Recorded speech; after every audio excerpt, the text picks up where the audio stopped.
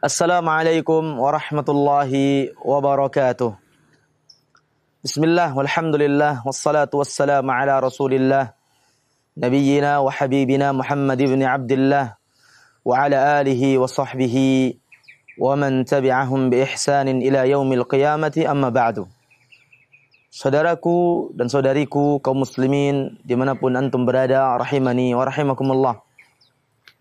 Salah satu di antara sifat yang mulia daripada sifat-sifat Allah Subhanahu wa taala adalah Allah Subhanahu wa taala Maha menerima taubat hambanya. Sebagaimana disebutkan oleh Allah Subhanahu wa taala bahwa Allah sangat mencintai hamba-hambanya yang mau bertaubat kepadanya. Dalam Al-Qur'an di dalam surat Al-Baqarah ayat 222 Allah berfirman, Innallaha yuhibbut tawwabina wa yuhibbul mutatahhirin. Sesungguhnya Allah tabaraka wa ta'ala mencintai hamba-hambanya yang mau bertaubat atas dosa dan kesalahannya, serta mencintai hamba-hambanya yang mau mensucikan diri mereka. Di dalam ayat ini telah jelas keterangan bahwasanya Allah Subhanahu wa ta'ala sangat mencintai hambanya yang mau bertaubat kepadanya. Apalagi tidak ada seorang hamba yang ia tidak terluput dari dosa. Terjatuh kepada dosa dan kesalahan adalah suatu keniscayaan bagi manusia.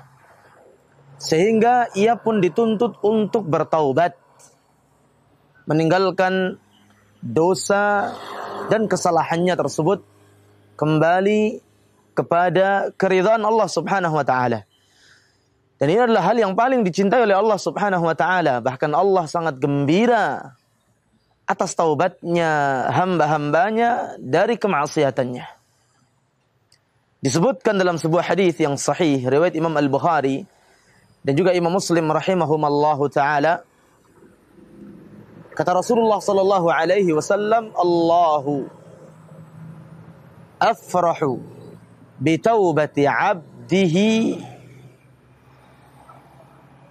min ahadikum hina yatubu ilaih.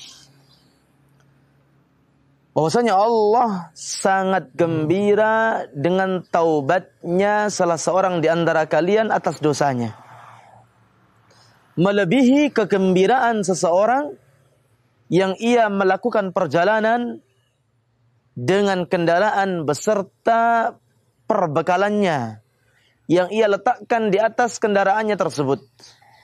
Di tengah perjalanan, ia pun merasa letih, kemudian memutuskan untuk beristirahat di bawah sebuah pohon. Qadarullah, karena letihnya orang tersebut, maka ia pun tertidur di bawah pohon tersebut. Begitu ia terbangun dari tidurnya, ia mendapati kendaraan beserta perbekalan makanan dan minumannya di atas kendaraannya telah hilang dari dirinya. Ia melihat ke sana kemari, tidak terlihat lagi kendaraan beserta perbekalannya tersebut. Bahkan ia berusaha mencari ke sana dan kemari, sampai ia pun merasa sangat letih dan lelah. Karena lelahnya ia mencari hewan tunggangannya tersebut. Sampailah ia pada titik putus asa. Akhirnya ia pun terduduk di bawah pohon tersebut, sembari menunggu detik-detik ajalnya tiba kepadanya. Qadarullah, kemudian ia pun tertidur kembali. Begitu ia terbangun dari tidur yang kedua kalinya, ternyata ia mendapati hewan tunggangannya lengkap dengan perbekalannya telah ada di depan matanya. Begitu bahagia dan gembiranya laki-laki tersebut. Faqala min syiddatil farah. Ia berkata dengan keadaan yang sangat-sangat gembira. Karena ia merasa ajalnya yang telah ia tunggu dan merasa sudah dekat kepadanya, ternyata Allah tangguhkan dengan datangnya tunggangan beserta perbekalannya kembali. Sampai-sampai ia salah dalam berkata. Ia berkata, Allahumma anta 'abdi wa ana rabbuk. Akhta'a min syiddatil farah. Wahai Allah, engkau adalah hambaku, aku adalah Rabbmu.